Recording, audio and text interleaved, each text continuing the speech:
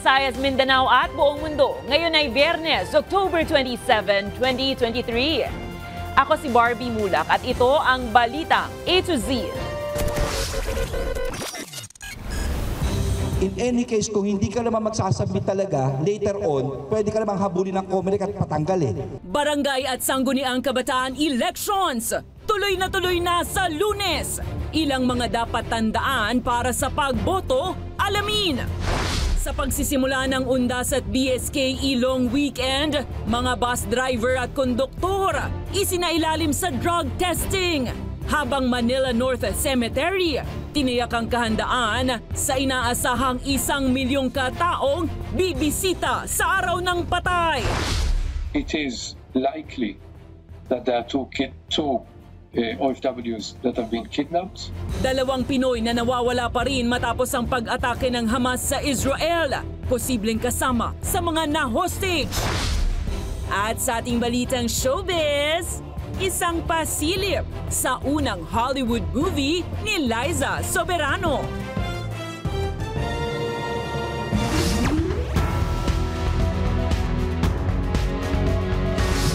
Magandang gabi.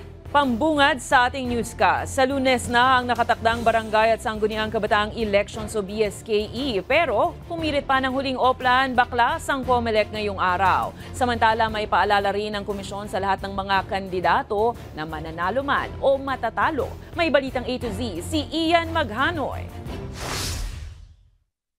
2 araw bago ang halalan, ang COMELEC, DILG at Manila City Government sanib-puwersang nagsagawa ng oplan baklas sa huling pagkakataon. Sa Smoky Mountain sa Manila City, pinagtatanggal ang mga pasaway na campaign posters na hindi tumalima sa itinakdang size requirement ng komisyon. Gusto lang natin i-highlight na yung pagsasama-sama po ng mga ahensya ng pamahalaan para maipatupad yung napakasimpleng bagay.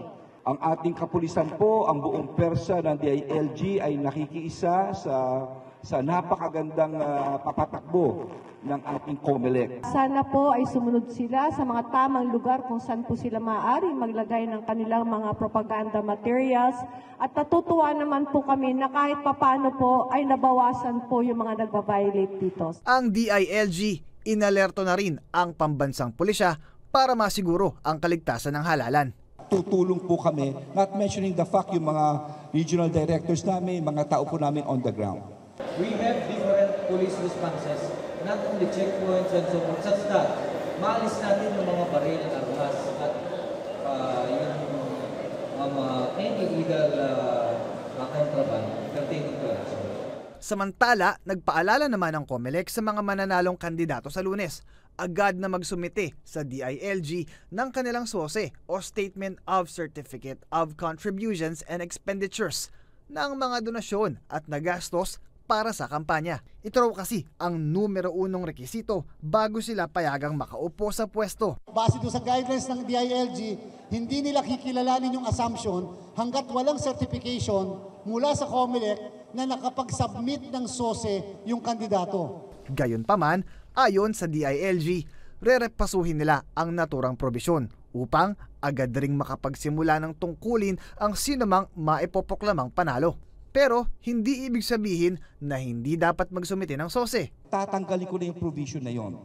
Pag-aaralan namin sa legal para walang kalituhan, para once ikaw ay maproklama, you take office, simula mo na ang trabaho. Dire-diretso na at walang lituhan. In any case, kung hindi ka naman magsasubmit talaga, later on, pwede ka naman habulin ng COMELEC at patanggal Paalala ayon sa batas, manalo man o matalo sa halalan, kailangan pa ring magsumite ng SOSE ang lahat ng naghain ng kandidatura. Para sa Balitang A to Z, Ian Maghanoy.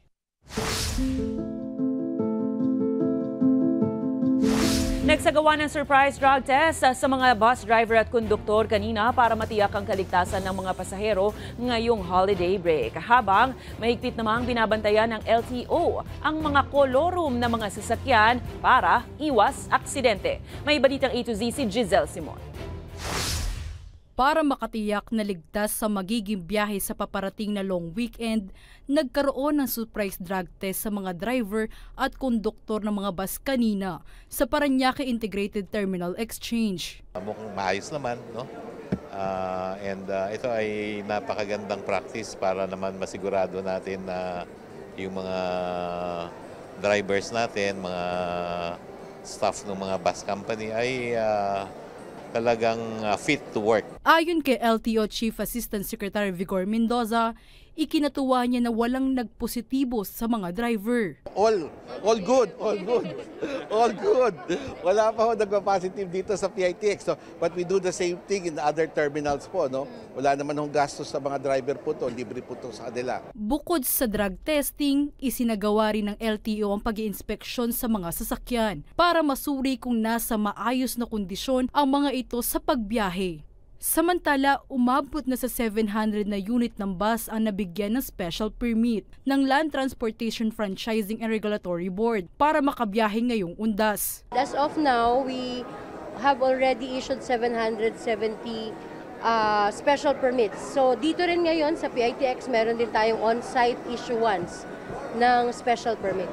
Ayon sa LTFRB, hanggang 15 araw tatagal ang special permit. Para masiguro lang natin na yung mga bumabiyahe na dinidispatch nating mga buses ay authorized sila na bumiyahe. Habang mahigpit din na binabantayan ng mga otoridad ang mga kolorum na sasakyan. Meron na ho tayong nahuling 2 kolorum ngayong umaga pa lang, no? Pero lahat ng enforcers po natin nasa ibang terminal rin po talaga, no? Talaga para bantayan itong mga kolorum kasi yung ating mga pasahero hindi ko nakakasigurado sa mga kolorum vehicles, yung safety standards, yung driver fitness, no? So talagang binabantayan po natin yan. Sa ngayon, nagsimula na ang pagdagsa ng mga pasahero sa PITX at iba't ibang terminal sa bansa na magsisiuwian sa mga probinsya upang makahabol sa botohan sa Lunes at magunita ng undas. Kaya naman paalala ng DOTR sa mga mananakay. Agahan natin yung pagpunta natin sa mga bus stations, sa mga airports, no? Dahil nga meron masyadong marami ng pasahero ang magbibiyahe, no?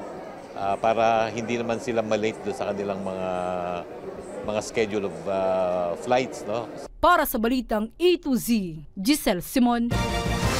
Mas maraming tao na may dalang mas maraming basura. Yan ang inaasahan ng mga otoridad sa pagdagsa ng publiko sa mga sementeryo ngayong undas. Kaya naman may ilan silang paalala sa mga dapat at bawal gawin. May balitang A to Z si Miko Agustin. Nag-inspeksyon na ang mga otoridad sa Manila North Cemetery kung saan inaasahang aabot sa mahigit 1 milyong katao ang bibisita sa mismong 1 ng Nobyembre.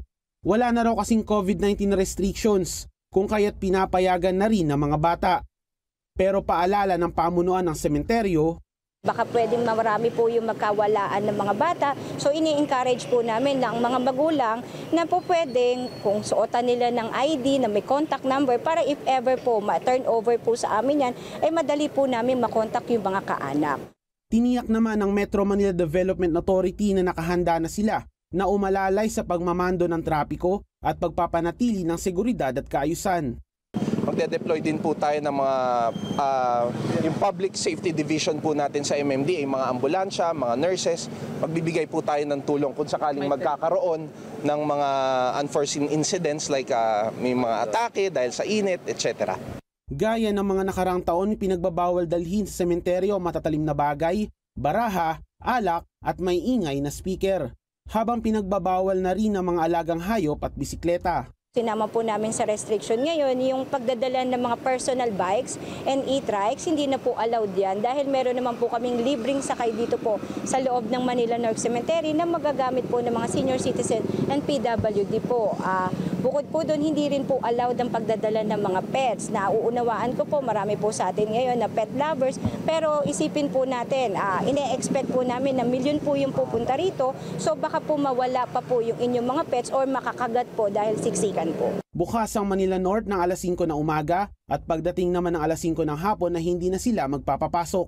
October 30 to November 2, 5 a.m. till 5 p.m. lang po ang ating sementeryo bukas. May iba po dumarating alas 6, alas 7. Pinipilit pa rin po nila at inagagalit po sa ating mga personnel.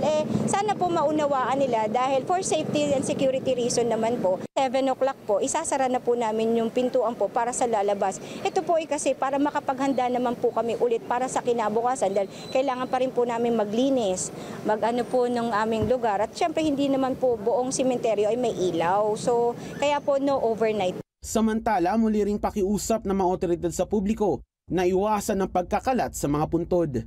Ayon kasi sa MMDA, umabot na rin sa mahigit 13 tonelada ng basura ang kanilang nakolekta noong nakarang undas at posibleng mas dumami pa ito ngayong taon. Sana ho maging masigasig tayo dun sa pagpulot ng basura. Siyempre, we will be staying here for how many days? So, kung kayo po ay magbabaon po at magdadala ng mga pagkain dito sa loob ng Manila North Cemetery, kung po pwede magdala na rin po kayo ng inyong mga trash bag kasi meron naman po kami mga designated trash bins po dito. Para sa Balitang A to Z, Nico Agustin.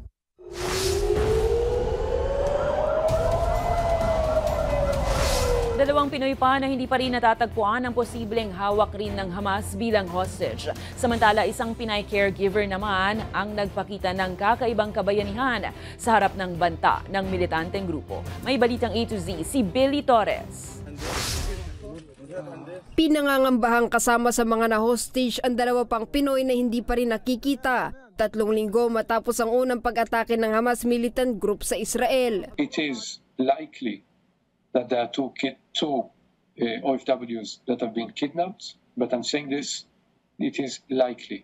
No clear sighting of quite a few of the people that we believe that have been kidnapped. Sa huling ulat, nasa 200 pang hostage ng Hamas. Pero sinabi ng militanteng grupo na halos 50 sa mga hawak nilang individual ang patay na. Itinuro nila bilang salarin ang patuloy na pag-atake ng Israel Defense Forces. Nagsagawa na ng targeted raid ang Israel sa Northern Gaza bilang paghahanda sa pagtira sa mga kampo ng teroristang grupo.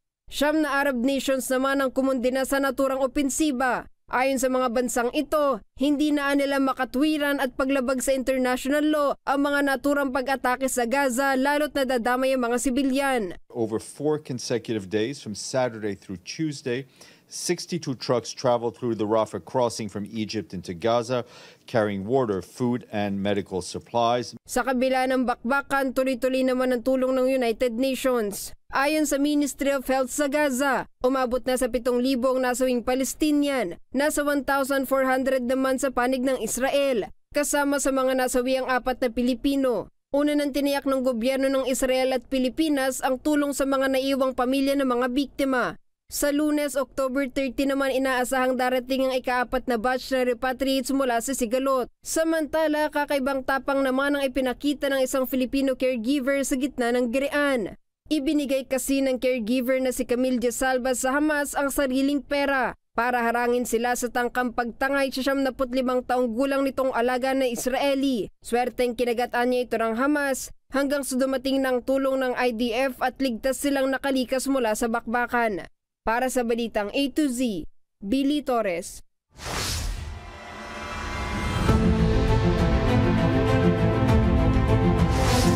Sinabi ni US President Joe Biden na nakahanda ang US military na dumepensa laban sa China bilang suporta sa Pilipinas. Punto nito sa joint press conference sa White House, may defense agreement ang Pinas at US. Anumang pag-atake sa Philippine aircraft, vessels at armed forces ay ipatutupad ang Mutual Defense Treaty.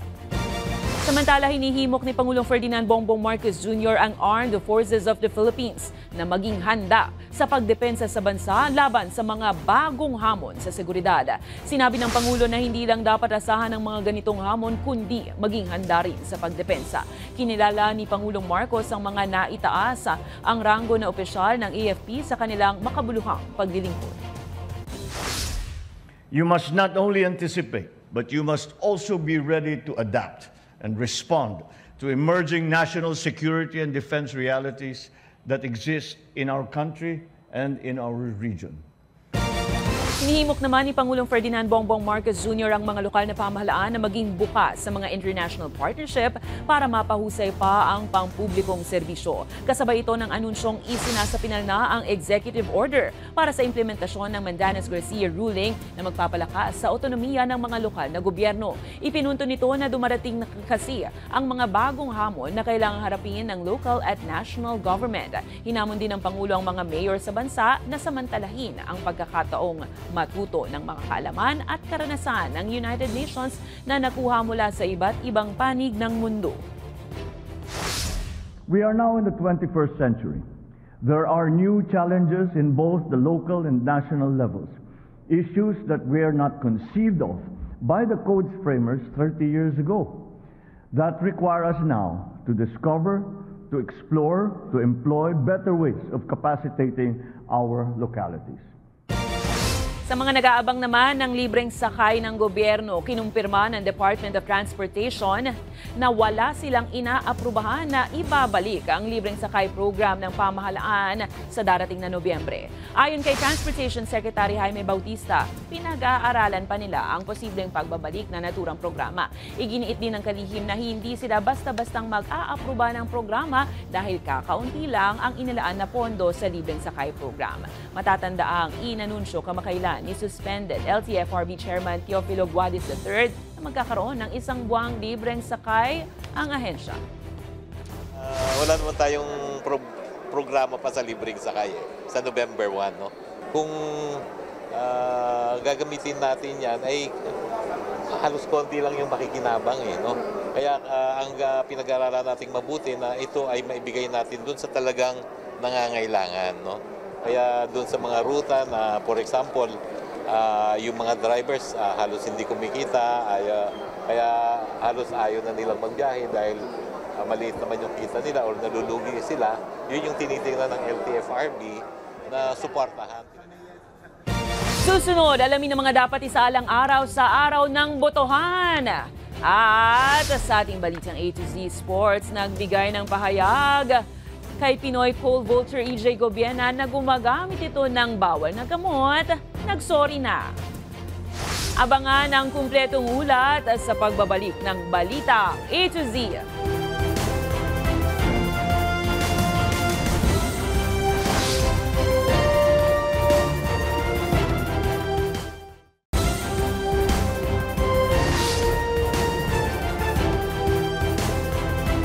Mga ka-A to Z, handa na ba kayong bumoto para sa Barangay at Sangguniang Kabataan Elections 2023? Ano-ano nga ba ang dapat ninyong isaalang-alang sa araw ng botohan? Maging maalam, makialam sa Balitang A to Z ni Lane Garcia. Matapos ang ilang araw ng makukulay at maiingay na kampanya, sa Lunes, October 30, 2023, tuloy na ang Barangay at Sangguniang Kabataan Elections. Magsisimula ang mismong botohan ganap na alas 7 ng umaga at magsasara naman ganap na alas 3 ng hapon. Sa mga buntis, PWD at senior, merong espesyal na precinct na pwede sa inyo mula 7 a.m. hanggang 1 p.m. Pero saan ka nga ba boboto? Kung hindi mo pa alam, pwede mong i-check ngayon din sa Comelec Online Precinct Finder. 3 lugar sa Cavite at Quezon City na siyang pilot sites ng automated BSKE. Kaya't isi-shade lang ng mga botante rito ang mga balota sa kababasahin ng vote counting machine. Ang in-instruct po talaga sa atin is i-circle po siya ng maganda. Okay, so pag beyond the circle na po, labas-labas na po, may possible na hindi mababasa yung machine. Pero kahit nasa circle lang, tapos nilagyan mo ng check or dot, within the circle, possible din po na mariread niya po. Pag undervote po, yan po yung nababasa po ng machine. Kapag overvote po, hindi po yan nababasa ng machine. Kapag dalawa po ang binoto nyo sa chairperson, hindi po yan mababasa kasi po yan po ay overvoting. Ayan, so manual naman ang magiging botohan sa mas malaking bahagi ng bansa. Kaya maigi nang magdala ng listahan ng napupusuang kandidato. para sa edad 15 hanggang 17, sa SK lang pwedeng bumoto. Kaya isa lang ang balota na pupunan mo. Kung edad 18 to 30 naman, pwedeng bumoto sa SK at barangay officials. Habang sa barangay elections lang kung edad 31 years old pataas. Automatic o manual man, dapat mong takpan ang iyong pagboto gamit ang folder. Bawal din pong burahin ang imprenta o dagdagan ng mga marka sa balota. At take note, bawal kuhanan ng litrato ang official ballot. Pag automated, mga bandang 6 o'clock, may proclamation na po doon. Wala po itong transmission ng result sapagkat wala naman po itatransmit na result electronically. Samantalang, pag po manual election, baka po abutin tayo ng 9 hanggang 10 o'clock yung mismong proklamasyon. Tandaan, mahalagang tungkulin ang makaboto ng mga nararapat na mamuno sa ating bayan. Kaya't gamitin natin ang ating karapatan para sa malinis, malaya at mapayapang halalan. Para sa Balitang A to Z, Lane Garcia. Nairaffle na sa 2nd Division ng Sandigan Bayan ang kasong graft at technical malversation laban kay dating Health Secretary at ngayon Iloilo Representative Janet Garina at ilan pang dating opisyal ng Health Department. Kasama sa 2nd Division sina Associate Justice Oscar Herrera Jr., Edgardo Caldona at Arthur Malabagyo. Samantala, hinatulan namang guilty si Janet Lim Napoles sa 3 count ng graft at 3 count ng malversation kaugnay ng Priority Development Assistance Funds o PDAF ni dating Ilocos Sur Representative sa Lacnib, Baterina. Sinentensyahan na nga abot sa 138 years na pagkakakulong at pinatawang magbayad ng 35 million pesos.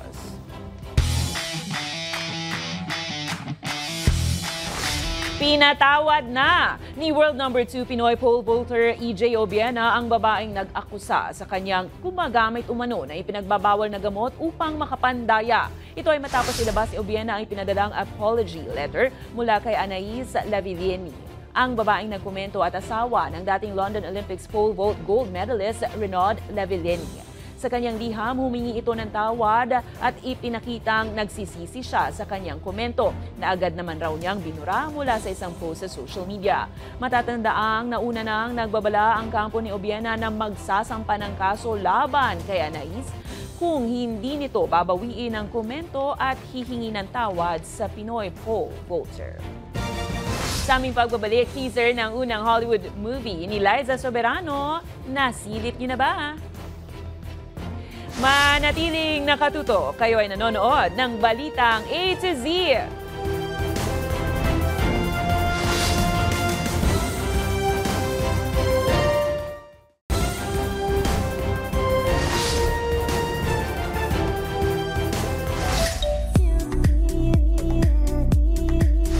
Inilabas na ang official teaser trailer ng kauna-unahang Hollywood movie ni Liza Soberano na Lisa Frankenstein. Sa pasilip ng pelikula, makikita si Liza sa ginagampanang karakter bilang Taffy, habang kausap ang kapatid na si Liza na ginagampanan naman ni Catherine Newton. Bibida rin si Cole Sprouse na gaganap bilang isang bangkay na muling nabuhay gamit ang isang tanning bed at dito mapapaibig ang teenager na si Liza. Nakatakdang mapanood ang Lisa Frankenstein sa mga sinahan sa US sa darating na February 9 habang wala pang anunsyo para sa premiere date naman sa mga sinehan dito sa Pinas. There's a young man. I talked to him. I wish I was with you.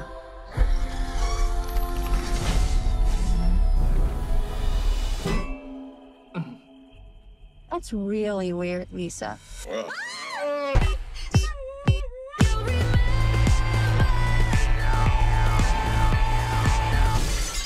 Really hope this goth phase ends soon.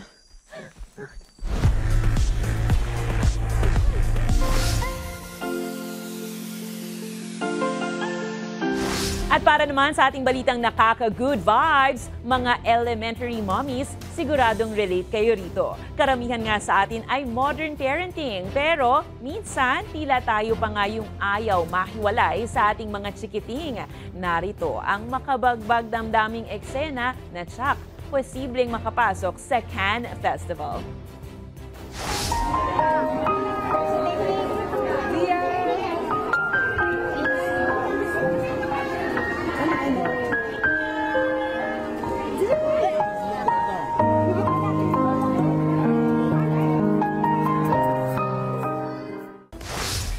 Kung kayo ay may kwentong kakaiba, mga kwento ng pag-ibig o story ng inspirasyon at pag-asa, maaari nyo itong ibahagi. Sumali sa ating Facebook group na Balitang A to Z.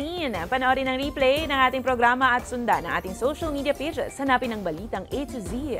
Ang ating quote of the night ay mula sa dating presidente ng US na si Abraham Lincoln. Ayon sa kanya, mas malakas ang balota kaysa sa bala. At yan ang mga balita at impormasyon, mga kwentong may dalang inspirasyon na tinutukan ng Balitang A to Z. Ako si Barbie Mulak. Maging maalam, makialam. Magandang gabi sa iyo, Pilipinas. Happy weekend!